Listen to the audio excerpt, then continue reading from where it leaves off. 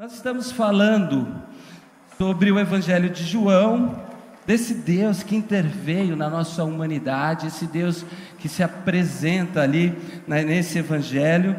E eu queria continuar a conversa que Jesus começou com aquela multidão na semana passada. Quem estava aqui na semana passada, a gente leu uma parte de João no capítulo 6, e eu quero convidá-los a refletir sobre a continuação dessa conversa, o Evangelho de João, ainda capítulo 6, nós vamos ler hoje a partir do verso 60, Evangelho de João, capítulo 6, a gente vai ler a continuidade dessa conversa que Jesus dá com essa multidão e seus discípulos, a partir do verso 60.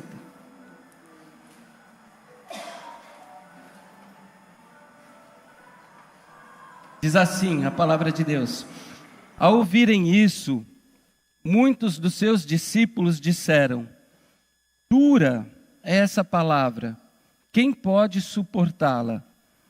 Sabendo em seu íntimo que os seus discípulos estavam se queixando do que ouviram, Jesus lhes disse: isso os escandaliza?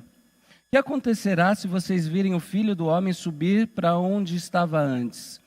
O Espírito da vida, a carne, não produz nada que se aproveite. As palavras que eu lhes disse são Espírito e vida. Contudo, há algum de vocês que não creem, pois Jesus sabia desde o princípio quais deles não criam e quem o iria trair. E prosseguiu: é por isso que eu lhes disse que ninguém pode vir a mim a não ser que isso lhe seja dado pelo Pai. Daquela hora em diante, muitos dos seus voltaram atrás e deixaram de segui-lo. Jesus perguntou aos 12: vocês também não querem ir? Simão Pedro lhe respondeu: Senhor, para quem iremos? Tu tens as palavras de vida eterna. Nós cremos e sabemos que és o Santo de Deus. Então Jesus respondeu: não fui eu que os escolhi, os 12? Todavia, um de vocês é um diabo. E ele se referia a Judas, filho de Simão Iscariotes, que, embora fosse um dos 12, mais tarde haveria de traí-lo. Vamos orar? Deus, nós continuamos pedindo que o Senhor fale aos nossos corações agora através da reflexão da sua palavra, Deus, que ela possa nos encontrar como sempre nos encontra e preencher o nosso ser, para que nós sejamos transformados por aquilo que o Senhor quer dizer através da palavra, no sopro do seu Espírito nos nossos corações nessa manhã. Amém. Bom, recapitulando um pouco, na semana passada nós dissemos que Jesus, ele fazia uma teologia do martelo, como se estivesse quebrando alguns ídolos, alguns pensamentos, algumas procuras falsas que essa multidão buscava, né, nesse segmento de Jesus. Lembra que Jesus, ele disse para essa multidão que ele era o maná. Né? A multidão que seguia Jesus queria ver coisas, porque Jesus havia acabado de andar sobre as águas. Um pouco antes, Jesus tinha multiplicado pães e peixes para a multidão, e a multidão ali estava querendo ver Jesus fazer coisas. E Jesus disse: olha, eu sou o pão da vida. Eles falaram: tá, mas como é que a gente vai crer em você se lá nosso povo, os nossos ancestrais no deserto, eles viram Deus fazer alguma coisa, eles viram um maná cair do céu. Como é que a gente pode confiar se você não fizer nada para a gente? E aí Jesus diz: eu sou o pão da vida, eu sou o maná. Se você não comer da minha carne e não beber do meu sangue, esse discurso um pouco chocante para eles, se vocês não trouxerem o que eu sou para dentro de vocês, vocês não serão saciados, porque eu não preciso fazer mais nada, porque eu estou diante de vocês. O que vocês precisam fazer agora é me trazer, é me levar para dentro de vocês. E o texto de hoje, então, relata a continuação dessa conversa chocante para alguns, né, e relata esse resultado dessas palavras que Jesus profere à multidão, àqueles que dizem que são os seus discípulos. E essa é uma palavra que é muito interessante, por quê? Porque começa com esse desconforto das pessoas que, apesar de amarem Jesus, apesar de seguirem Jesus, estavam profundamente escandalizadas com aquilo que ele tinha acabado de ensinar. E eu não sei se vocês já se sentiram assim. As palavras de Jesus não necessariamente provocam na gente sempre uma espécie de aconchego no coração, né? Às vezes as palavras de Jesus provocam escândalo, né? Jesus diz: vocês estão escandalizados, isso escandaliza vocês, né? Quer dizer, isso cria um desconforto em vocês, isso cria um certo senso de inadequação naquilo que vocês já haviam ouvido, ou naquilo que vocês esperavam. Então, o verbo que Jesus usa aqui vem da palavra escândalo, escândalon, que é justamente no grego essa pedra de tropeço, a pedra no caminho, a pedra que faz tropeçar. E é interessante que, diferente do apóstolo Paulo, quando ele diz para a gente não ser uma pedra de tropeço para o nosso irmão, não ser um escândalo para o nosso irmão, nos evangelhos, geralmente a mensagem de Jesus é dita como um escândalo, uma pedra de tropeço, algo que nos faz sair do rumo, algo que faz com que a gente pare e reflita, algo que impede a gente, às vezes, de caminhar no sentido que a gente estava indo. São aquelas palavras, às vezes, que faz a gente, sabe, engolir a seco algumas coisas. Sabe, o sentimento da derrota do Brasil para a Noruega, engolir a seco. Às vezes, Jesus, com as suas palavras, ele provoca esse mesmo sentimento.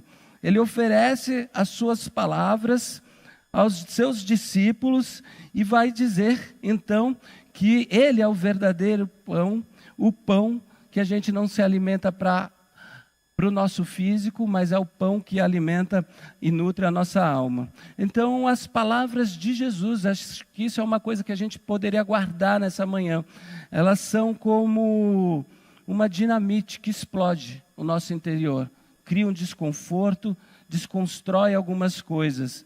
Eu queria parar um pouquinho nesse ponto para a gente refletir, porque às vezes essas palavras de escândalo, no sentido de palavras que desconcertam a gente, né, eu tenho a sensação de que para a gente é muito difícil de receber de Jesus esse tipo de palavra. Porque é muito bom a gente ser confirmado naquilo que a gente sabe, é muito bom a gente receber confirmação de que a gente está indo no caminho certo. Eu não sei se isso já aconteceu com você, já aconteceu comigo algumas poucas vezes. Sabe, de você admirar uma pessoa, assim, pública, pelo conhecimento, por alguma coisa, e você tem um pensamento antigo, e você vê, de repente, essa pessoa falando aquilo que você pensava. Aí você fala: nossa, essa pessoa está reproduzindo aquilo que eu disse. Isso já aconteceu comigo algumas vezes. Você fala: nossa, eu sempre disse isso. Né? Já teve essa sensação, né, de uma confirmação de algo que você pensava e de repente aquilo que você admirava, ou até mesmo quando você pensa alguma coisa sobre o Evangelho, você vai para um texto bíblico, vê um pastor falar, ou uma pessoa que você considera, e fala: nossa, é exatamente isso, eu estava alinhado. Né? Isso é muito bom, quando a gente está alinhado com a coisa, né? Quando a gente recebe essa confirmação, isso massageia até o nosso ego. Né? A gente se sente um pouco mais sábio, um pouco mais conhecedor. Mas parece que o Evangelho diz que também é bom quando a maneira com que a gente pensa, sabe, a hipótese que a gente tem, ou o raciocínio que a gente desenvolve, ele é confrontado também. Quando tudo isso que a gente considera certo é confrontado, inclusive pela luz do Evangelho. Quando alguém diz, ou o próprio Evangelho diz assim: então, não é desse jeito que você está imaginando. Existe mais coisa, ou não é por aí. Então a gente avança muito quando as palavras de Jesus, o Cristo, desconcertam a gente numa medida em que a gente começa a ter a necessidade de repensar algumas coisas na nossa caminhada, no Evangelho, na nossa fé. O que significa que, pelo menos nesse primeiro momento, eu queria dizer para vocês nessa manhã, não pense que necessariamente tudo que você vai ouvir da parte de Deus vai chegar com você assim, no seu coração de uma maneira quentinha, sabe? Como uma luva que vai abraçar a sua alma e aquecer a sua alma. Não, às vezes o que você vai levar para casa são palavras, opiniões, ideias, que são para te confrontar, que são para te provocar, e que vão permanecer com você de uma maneira que você reflita, né? E que não seja assim uma coisa totalmente cômoda na sua mente, no seu coração. Às vezes você vai receber recados que você sabe que vieram de Deus para a sua vida, mas eles não vão descer da melhor forma possível. Por quê? Porque eles vão abalando algumas estruturas dentro de você. E isso é para o seu bem, isso é para o nosso bem, obviamente. E Paulo fala sobre isso. Por exemplo, quando ele escreve aos Romanos, ele fala que o Evangelho, ele é o poder de Deus. O poder de Deus. E literalmente a palavra que ele usa aqui, para falar poder de Deus, é dinamite. O Evangelho é uma dinamite que explode o nosso interior, o nosso lado de dentro, porque há coisas aqui dentro da gente que precisam ser explodidas. Às vezes, inclusive, que precisam ser destruídas, para que essas coisas cedam lugar para uma construção de outras coisas que façam mais sentido para a nossa vida.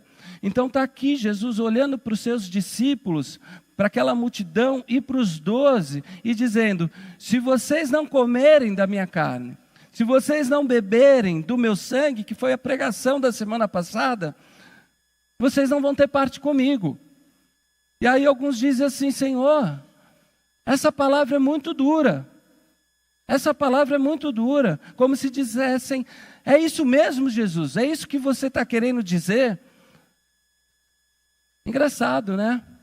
Engraçado como a gente tem quase que um comportamento instintivo, assim, de achar que aquilo que é duro, aquilo que é confrontador na hora, não é para o nosso bem. Essas palavras, Jesus, essas palavras são muito difíceis, é isso mesmo, é isso que o Senhor quer da gente, é isso que o Senhor está querendo dizer, é isso que a gente está entendendo, é isso que o Senhor está ensinando.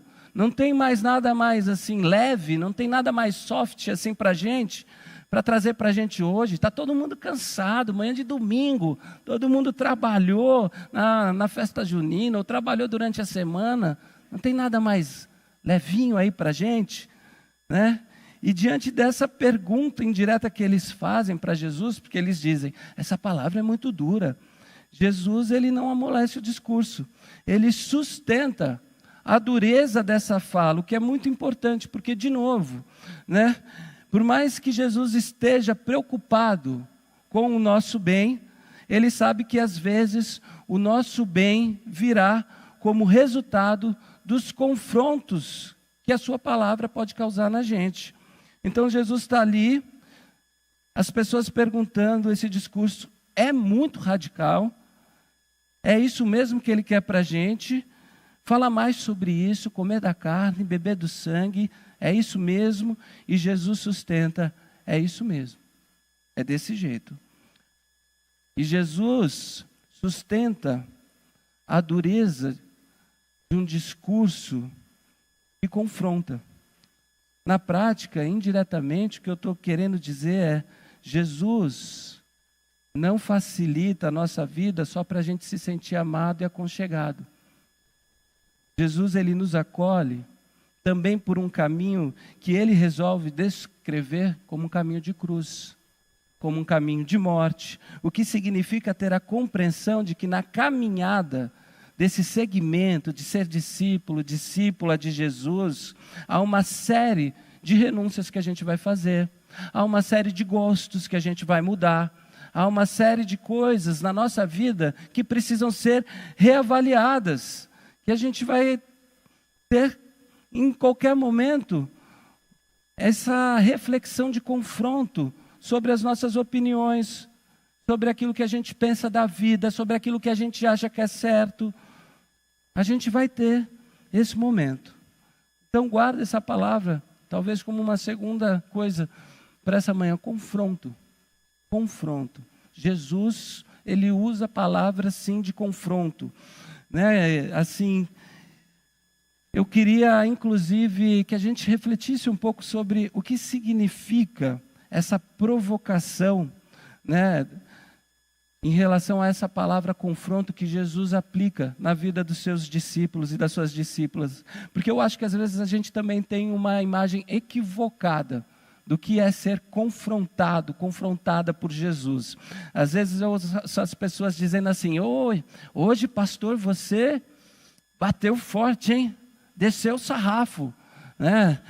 E eu acho que, assim, essa não é uma palavra boa, ou não é uma régua muito boa para a gente medir aquilo que é uma boa palavra, porque, particularmente, quando eu olho nos evangelhos e vejo a maior parte dos confrontos de Jesus com os seus discípulos, né, como resultado dessas conversas de confrontos, a gente não vê Jesus dando chibatada, descendo o sarrafo. Né? Os confrontos de Jesus vinham muito mais como formas de provocação, sempre de convocação a um segmento mais radical à sua pessoa. Quer dizer, vamos seguir mais profundamente Jesus. A gente precisa ultrapassar a superficialidade.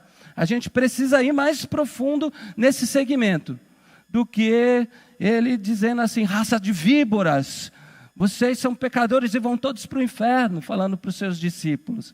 Não, os confrontos de Jesus vinham mais assim, com uma dureza, de um pedido de um segmento um pouco mais radical. Deixa tudo que você tem e segue-me, sabe? Vem me seguir radicalmente. Me levem para as entranhas de vocês. Comam do meu corpo, bebam do meu sangue. Esse é o discurso. Né? Então o confronto de Jesus é justamente para a gente se entender, ou para a gente entender onde a gente está posicionado na nossa fé, como seguidor e como seguidora de Jesus. Onde a gente está? Aí Jesus confronta com a sua palavra e a gente vê, de fato, onde a gente está. Porque uma coisa que eu acho interessante nesse texto é que Jesus diz assim: alguns de vocês não creem. É uma palavra confrontadora. É como se eu chegasse aqui de manhã, sem poder, porque não estou no lugar de Deus, e falasse assim: eu sei que aqui pelo menos 20% não crê em Jesus. Está aqui só na superficialidade. Ou está aqui nem na superficialidade, não crê. É chocante Jesus dizer isso para os discípulos, essas pessoas que o seguem.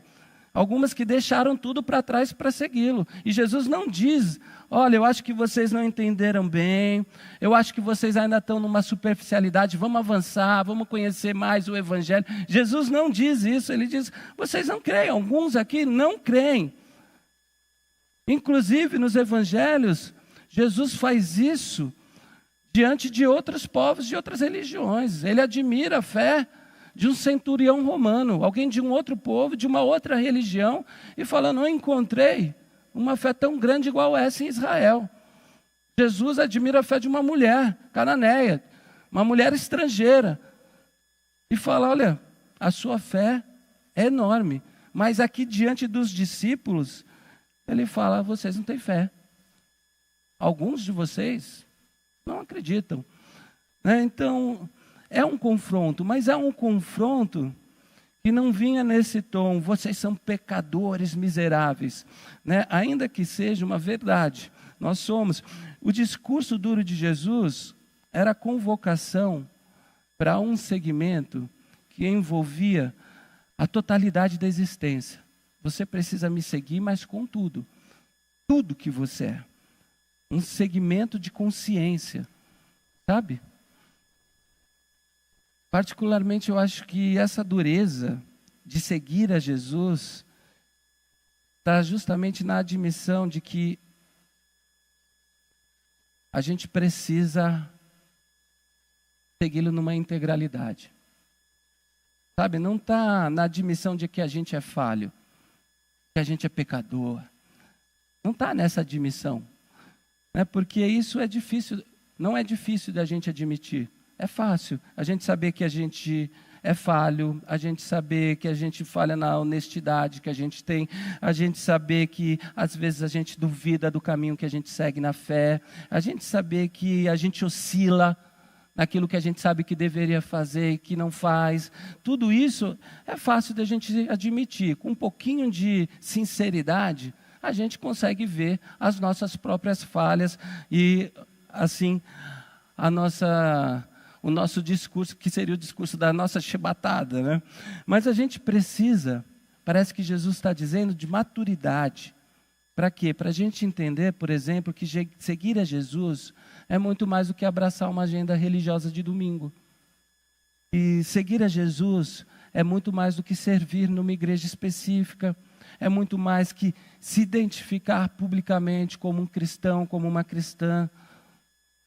Sabe, seguir a Jesus é assumir uma tarefa difícil de levá-lo para dentro da nossa existência todos os dias, em todos os lugares. Em todos os lugares. Então o mestre está aqui com essa palavra, o mestre desses discípulos, o nosso Deus está dizendo: eu quero que vocês me levem para as entranhas do ser de vocês. E muitos não conseguem crer dessa maneira. Muitos não conseguem crer me levando para as entranhas. Não conseguem dar esse passo, sabe, de me levar para a totalidade do ser de vocês. E é isso que escandaliza um monte de gente. É isso que escandaliza todo esse povo. Jesus faz praticamente uma antítese do evangelho, assim, um discurso que nenhum pastor faria numa igreja, assim, né? Porque ele vai combater um evangelho soft, um evangelho de domingo, o evangelho do lugar religioso. Ele vai combater isso. O evangelho leve, esse evangelho soft, faz a gente acreditar que a gente precisa se comprometer com Jesus na superficialidade de uma vida, em um lugar limitado, em um tempo limitado que eu vou prestar para servir a Deus, em uma agenda limitada. Isso é evangelho soft. Evangelho de verdade, que Jesus está trazendo para esse povo, é a consciência da compreensão de que, por causa da convicção de que Jesus, Ele é o Filho de Deus, a gente leva Jesus para as entranhas do nosso ser, para dentro da gente, da nossa vida, e faz com que Ele caminhe com a gente por onde a gente for, para onde a gente for, onde a gente estiver, o tempo que for. O desafio da vida está aí, levar Jesus para o lugar onde você está, nessa radicalidade de uma jornada que diz: eu sou discípula de Jesus, onde quer que eu esteja, seja qual for a situação. Eu quero levar Jesus comigo, dentro de mim. E o que significa na prática isso? Significa que a gente não precisa se impressionar com o vocabulário religioso. A gente nem precisa dele, a gente não precisa se impressionar com cartilha religiosa, sabe, que tem o gabarito dos dogmas, falar direitinho, o dogma da Trindade e outros, seja qual for a tradição cristã que a gente se encaixe, que a gente não precisa se impressionar com uma frequência de fidelidade, de uma agenda dominical na igreja, todo domingo ou qualquer dia da semana que seja, porque todas essas coisas, ok, elas cumprem uma função na nossa vida religiosa, elas não são menos importantes, elas cumprem uma função, tá bom? Mas todas essas coisas não são essenciais. A gente precisa e deve se alegrar e celebrar muito mais do que todas essas coisas com a presença de Jesus que nos acompanha no nosso ser, lá dentro da nossa vida. Tudo que cresce dentro de nós, tudo que cresce em nós, tudo que a gente faz a partir dessa graça, da presença de Jesus em nós. É isso que é ser um discípulo e uma discípula de Jesus Cristo. É isso que a gente fala, Jesus veio morar no nosso coração. Eu carrego Ele, eu não tenho um tempo para Ele. Eu carrego Ele em qualquer coisa que eu vá fazer na minha vida. E essa é, por incrível que pareça, a dureza do Evangelho aqui. Porque não é fácil, não é fácil. E o convite do Evangelho é Jesus dentro de mim, dentro de você, o tempo todo, todas as horas, muito mais do que os lugares que a gente habita, o tempo que a gente separa, uma realidade na nossa vida consciente. E a nossa vida então se move a partir dessa consciência, Jesus comigo. Eu vou jogar bola, Jesus comigo. Eu vou no mercado, Jesus comigo. Eu vou no encontro com amigos, crentes, não crentes, etc. Jesus comigo. A nossa vida se move a partir desse centro, dessa graça. E aí você imagina a loucura que é a vida. De tanto que a gente corre para lá e para cá, de festa que a gente celebra, de compromisso que a gente honra, de desafio que a gente tem. E Jesus fala assim para os discípulos: eu quero que vocês me levem para aí. É isso. Comer da minha carne e beber do meu sangue, é isso daí.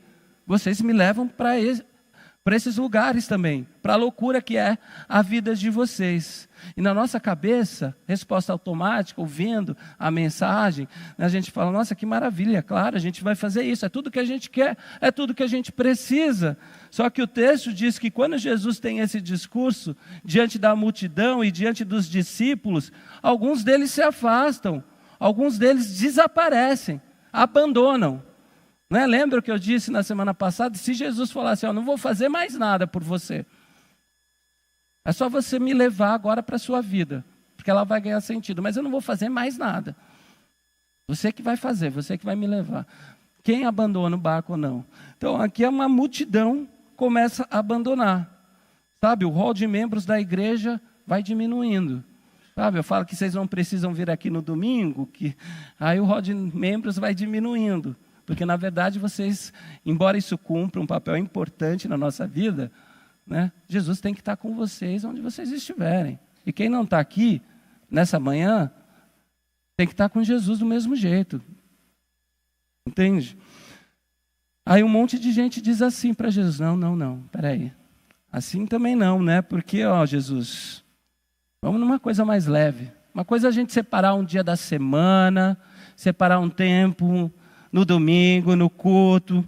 A gente quer um encontrinho, às vezes na semana, no PG. É bom a gente se encontrar lá, né? Ter esses encontros com o Senhor de vez em quando. Sabe, a gente quer participar desse jantar que o Senhor oferece, quando está com a casa cheia, quando as pessoas se juntam. Esses encontros bacanas, assim. Mas todo tempo, toda hora, aí o povo vai embora. Não dá. E o povo vai embora, por quê? Porque a vida é assim. É assim, tem gente que se aproxima e tem gente que se afasta. E eu não digo só institucionalmente. Você já conhece gente que se aproximou da igreja e que se afastou da igreja. Mas eu digo que tem gente que se aproxima de Cristo e se afasta de Cristo também. Dessa consciência, sabe? De tê-lo como Senhor, de tê-lo em todo momento presente na sua vida. E a gente não tem controle sobre isso. E aí as pessoas vão embora. E Jesus olha para os 12 que ele escolheu, e diz assim: e vocês? Vocês não querem aproveitar e ir embora também? Vocês não querem aproveitar o momento para sair? Eu acho isso muito bacana da parte de Jesus, porque Jesus dá essa liberdade para os 12 que ele escolheu, para que eles reavaliem a caminhada, para entender, para que eles entendam se a caminhada ainda vale a pena. Isso é muito interessante, né? Como Jesus chama os discípulos para um exercício de reflexão sobre as escolhas que eles fazem e sobre a escolha que eles fizeram de segui-lo. Eu acho que a vida precisa muito disso, porque a vida que a gente vive, ela precisa ser refletida, ela precisa de reflexão sobre as escolhas que a gente fez e que a gente faz. E não somente nesse ambiente de fé, não, mas todas as outras N escolhas que a gente faz na vida, elas precisam em algum momento parar. A gente precisa, na verdade, parar para refletir sobre elas. Sabe, ter feito uma escolha em um determinado momento da nossa vida não significa se livrar da necessidade de reavaliar essa escolha em outros momentos. A vida é dinâmica, às vezes as coisas mudam, nós mudamos, sabe? A gente passa por momentos diversos e a gente precisa então parar e reavaliar e pensar que aquilo que cumpriu um propósito na nossa vida, se continua cumprindo hoje ainda, se ainda faz sentido. Justamente por essa dinâmica da vida, a gente precisa ter a responsabilidade de chamar a nossa consciência aquilo que a gente escolheu fazer e se está fazendo sentido hoje. Sabe por quê? Porque às vezes a gente está seguindo a multidão por seguir, porque a gente uma vez escolheu, as coisas mudaram, o discurso mudou, se aprofundou, mas o propósito que era daquela fase da minha vida não existe mais, eu só estou no movimento, seguindo a multidão. Isso é uma loucura, porque perceber que às vezes a gente está fazendo o que faz, somente para seguir uma multidão, somente porque sempre seguiu nessa direção, somente porque cresceu dentro desse discurso religioso, sabe, é um pouco, assim, assustador quando a gente percebe isso. E Jesus está olhando para os discípulos e está perguntando justamente isso. Vocês querem continuar? Está fazendo sentido para vocês? Vocês estão vendo o que está acontecendo?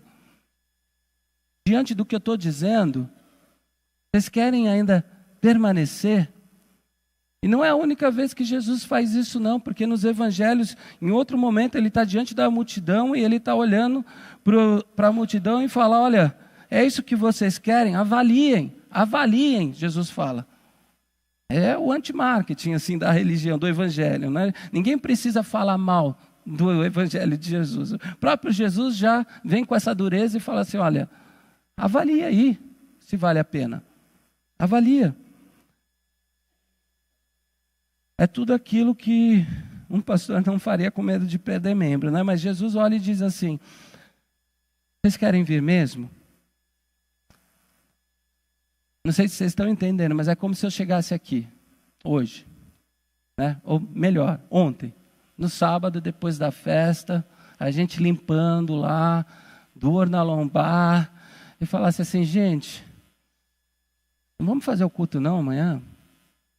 Vamos reavaliar isso aí, se vale a pena vir para adorar a Deus, separar esse tempo para ouvir a palavra de Deus. Está todo mundo cansado, a gente já se divertiu, né? Sabe, jogando contra o culto, assim, de uma maneira até meio que deselegante, sabe? Não é nada que não pudesse não ser feito, mas assim, sabe? Vamos reavaliar isso daí, vamos ver se vale a pena. Amanhã às 11 horas vai estar todo mundo muito cansado, né? Eu acho que não vale a pena não ter culto mais. Esse mês de julho, vamos cancelar. Né? Estranho, né? Mas Jesus está, obviamente, fazendo isso não para repelir o povo. Ele não está querendo que o povo vá embora. Ele só está chamando o povo para a compreensão de que na vida a gente precisa avaliar as nossas decisões. A gente precisa entender o sentido da gente estar aqui. Então, ele olha para os discípulos que ele escolheu, para os 12, que é o grupo mais chegado, e diz assim, vocês não querem ir embora, não? E aí o Pedro dá uma das respostas mais bonitas aqui desse texto, e para mim assim, é uma coisa linda, porque ele diz assim, para quem que a gente vai? para quem que a gente vai? Quer dizer, olha a sensibilidade do Pedro. Jesus diz assim, eles foram para outro lugar. Vocês não querem ir? Não querem ir acompanhá-los? Não querem ir para outro lugar? E o Pedro diz, para quem? Para quem? E eu vejo nessas palavras de Pedro uma humanidade tão grande que eu me identifico, porque parece palavras de quem já pensou assim, sabe? Será que é isso mesmo? Não sei se você já pensou na sua caminhada cristã. Será que é isso mesmo? Ou de quem já duvidou de ser um discípulo, discípula de Jesus. E é por isso que eu acho a resposta do Pedro muito honesta. São palavras, para mim, que sugerem a ideia de que, para ele, em algum momento, e aqui é a interpretação minha, já partiu, já ficou na cabeça dele de partir e deixar Jesus.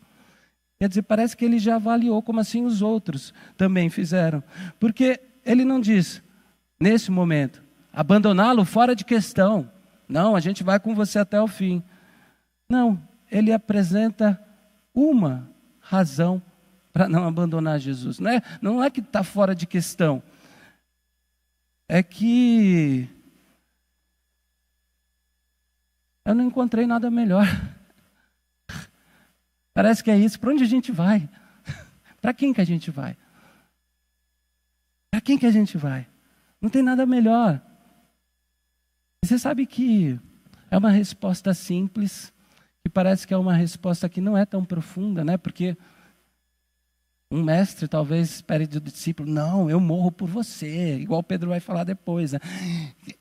Não, mas ele fala, não tem nada melhor do que isso aqui. Então eu vou permanecer aqui. Já ouvi gente falando, olha, só fico aqui porque saindo daqui eu não fico mais em nenhuma comunidade. Eu acho que é uma resposta que eu tenho sobre o cristianismo. Eu me identifico muito por conta disso. Eu sou cristão por conta de Jesus. Porque Deus, o mesmo Deus, inclusive, nem precisa ir num diálogo interreligioso muito grande. Eu encontro ele no judaísmo, esse mesmo Deus. Eu encontro ele no islamismo, esse mesmo Deus. Eles adoram o mesmo Deus, lá do Antigo Testamento, todos eles. Mas Jesus, esse Deus com quem eu me identifico na minha humanidade, e que ao mesmo tempo que eu me identifico na minha humanidade, ainda assim, um Deus humano que tem palavras que transcendem para a vida eterna, ele para mim é mais completo. E aí eu pergunto, para onde eu vou? Sabe, diante de tantas religiões que professam bem, para onde eu vou? Eu não encontrei nada melhor que Jesus. Eu não encontrei nada melhor. E eu me identifico muito, então, com essa palavra aqui. De alguma maneira, essa resposta do Pedro parece, assim, evocar uma consciência. Isso é interpretação minha, mas de alguém que buscou dentro e fora da religião, sabe? Aquela pessoa que buscou soluções diferentes, aquela pessoa que se interessou por outras coisas, que já foi agnóstica, que já foi ateia, que já procurou em outras religiões, sabe?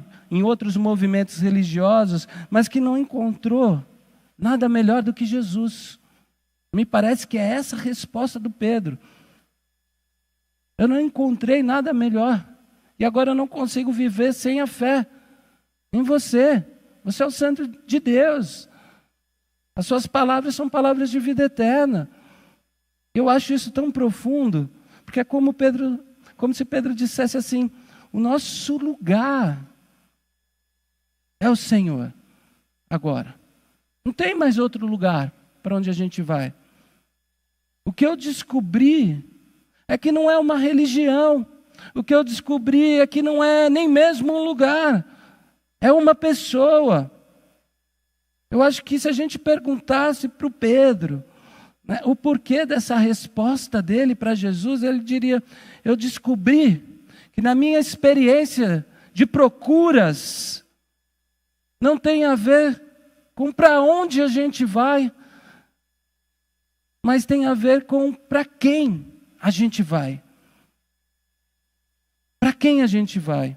E a gente que segue o Evangelho de Jesus, a gente segue não porque a gente encontrou um espaço físico, um espaço às vezes agradável, que recepciona bem as pessoas, como é a identidade da comunidade aqui, da PIB em Vila Nova Cachoeirinha, sabe?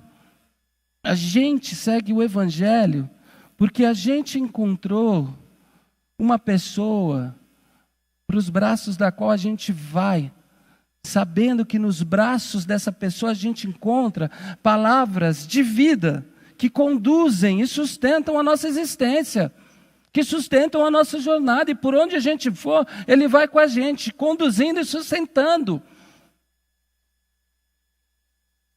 É por isso que é radical para muita gente.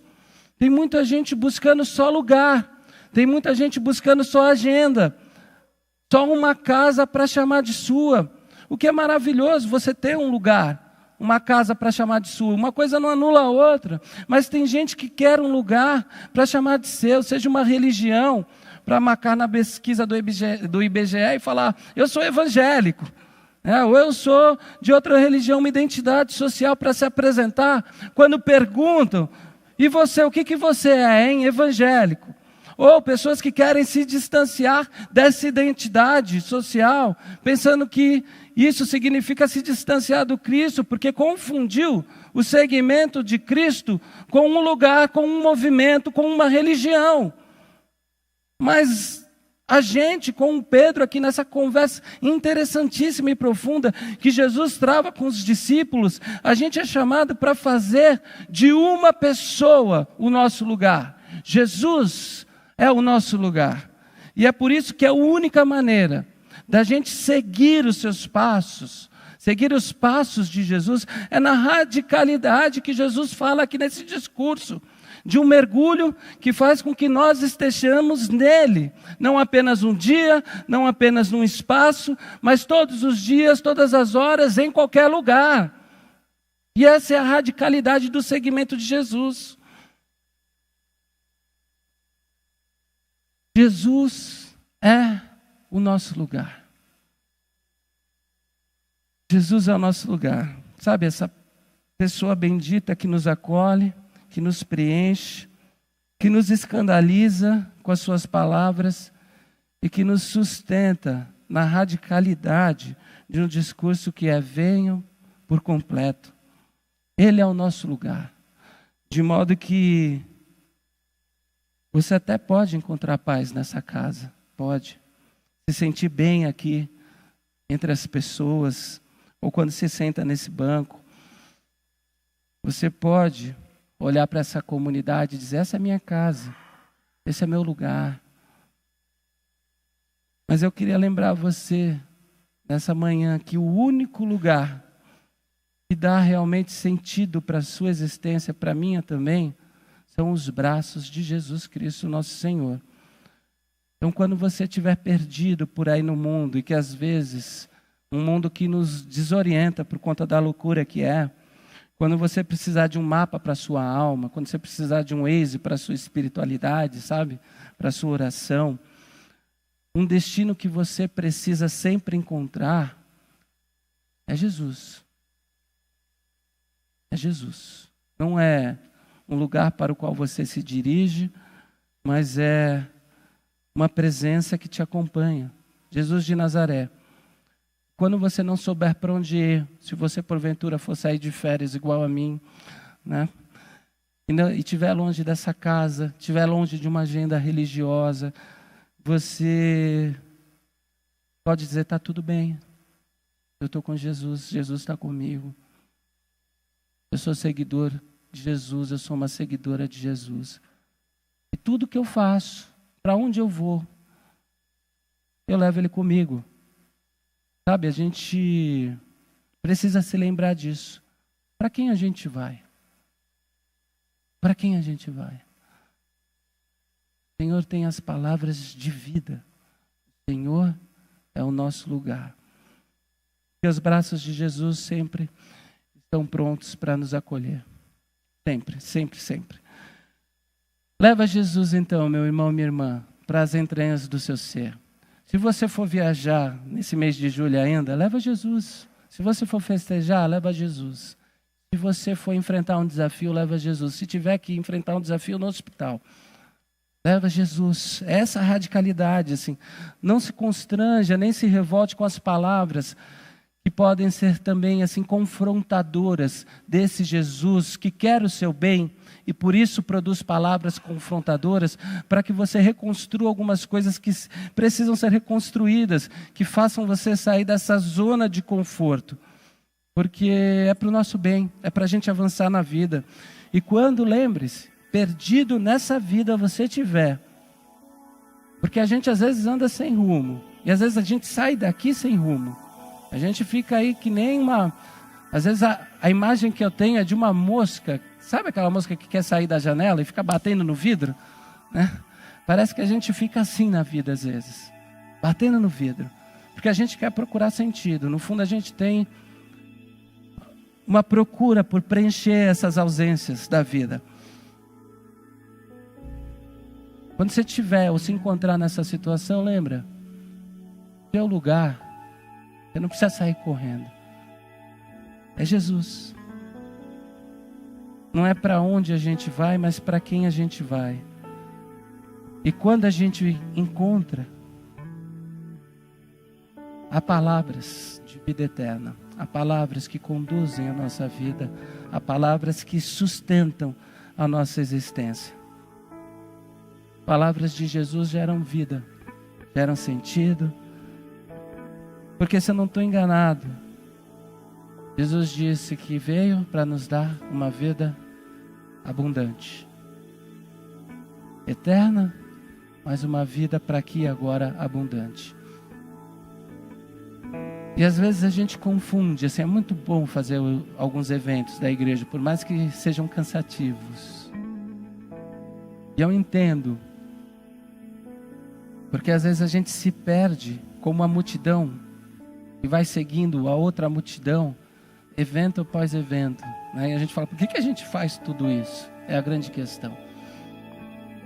Mas a questão não é o evento, a questão não é o culto de domingo, tudo isso cumpre um papel, porque a gente se desprende muito rápido e se esquece muito rápido. Cumpre um papel social, cumpre um papel na nossa espiritualidade. Mas a questão maior é Jesus, aqui dentro. Está perdido? Olha para dentro. Está carregando Jesus? Se não, coma da minha carne, beba do meu sangue. Vai nessa radicalidade. Vai nessa radicalidade. Não dá para a gente viver caixinhas, né? Para outras coisas sim a gente faz essa separação. Caixinhas do nosso tempo na nossa agenda. Da família, dos amigos, da responsabilidade profissional, etc. A gente precisa disso para se organizar. Mas Jesus está em todas elas. Você abre, Ele está lá, está lá, está lá. É isso que Jesus falou. Come da minha carne e beba do meu sangue. Se você não conseguir fazer isso, é porque você ainda não conseguiu acreditar. Ter essa fé que Jesus pediu. E está tudo bem, porque viver com essa consciência é muito difícil, 100% das vezes. Mas o nosso desafio é esse. E Jesus está falando para os discípulos, não é, vocês estão prontos, agora vocês têm a consciência 100% de que eu estou com vocês. Não, sabendo que eu estou acompanhando vocês em todos os lugares, e vocês precisam me levar para todos os lugares, que nem o salmista fala, do mais alto céu, mais profundo mar. Sabendo disso, vocês ainda querem me seguir? Porque eu vou visitar aquelas zonas mais feias e vou participar das belezas mais alegres que vocês têm. É existir de uma maneira diferente. Eu acho que isso é viver como um discípulo e discípula de Jesus. Esse é o discurso radical. Não é ruim, mas também não é fácil levar Jesus para todos os cantinhos. Mas Ele está lá. E aí a gente pode quebrar um monte de paradigma, sabe? Porque eu sei que eu estou me estendendo, mas No discurso religioso, às vezes que a gente cresceu, a gente não podia fazer um monte de coisa. Mas quando você percebe que tudo que você faz, pensando que você não podia fazer ou apresentar para a igreja, para a religião que você vive, Jesus está lá também, e que está tudo bem, você faz, e Jesus continua lá. Alguns paradigmas caem diante daquilo que você pode fazer. Não é que você pode fazer todas as coisas. É que a presença de Jesus, inclusive, vai te orientar nesse sentido. Olha, talvez não seja legal. Olha, aqui não tem problema. Aqui talvez seja um limite. É viver com Jesus, recebendo essa confrontação diária de todos os lugares, tempos, pessoas que você frequenta. Amém? Vamos fazer uma oração? Eu queria muito te encorajar a fazer uma oração no seu lugar, assim, em resposta de tudo aquilo que essa palavra provocou no seu coração nessa manhã. Faça a sua oração. A sua oração. Se você está angustiado, aflito, não sabe para onde ir, Jesus disse: eu sou o seu lugar. Eu sou o seu e o de todo mundo. Faça a sua oração.